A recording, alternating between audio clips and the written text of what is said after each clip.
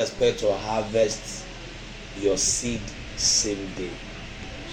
That is why many people don't ṣiṣẹ́ yìí ṣe ń sáré kọjá kádàrá. Torí pé nìkan ṣe nǹkan, àwọn náà fẹ́ ṣe nǹkan. Iye ohun tó lè wọn kò ní láyé, Ọlọ́run ló sọ pé máa ní.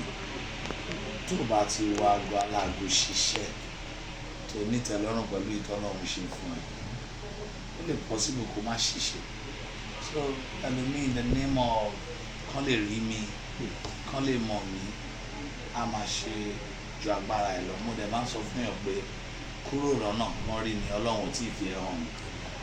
Ṣẹ́rí tó bá máa bí ayọ̀ ọjọ́ ọ̀la, kò ní ṣejọ́ tí èèyàn bá ṣe ló máa sáré mérè wá lọ́tọ̀ọ̀tọ̀. Kò ní ṣejọ́ tí tán gbin ọ̀pẹ lọ̀pẹ dàgbà. Kò ní ṣejọ́ tí ẹdìyẹ yí ẹyin ló pa ẹyin ẹ̀. Kò dẹ̀ ń ṣejọ́ tí ó pa ẹyin ẹ̀ ni ẹdìyẹ ọmọ ẹdìyẹ yẹn dàkúkọ.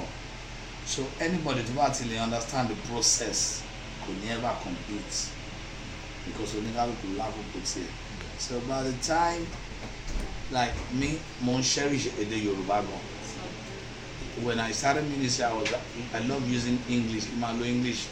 Mo kọ̀ wọ́n pé jẹ́ kí Yorùbá mi kó mọ́ mi lára, èdè mi kó mọ́ mi lára ju èdè Gẹ̀ẹ́sì lọ because èdè abínibí mi ni.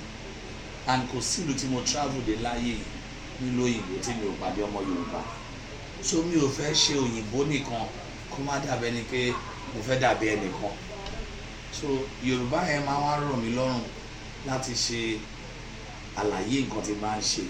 Just like bẹ́ẹ̀ sọ ayé pé gbà. Mo máa ń sọ fáwọn tó wà around mi, tó o bá ti ka ìwé tó o máa ti kẹ́kọ̀ọ́, ìwọ gan ò lè rí tàn èrè kan.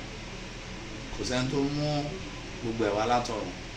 Inú nǹkan ẹnìkan lèèyàn máa ti kọ́ nǹkan tẹ́lẹ̀ máa fi kọ́ ẹlòmíì. So èèyàn tó bá ra ìwé kò mọ̀ pé òun ṣe ra òun lóore.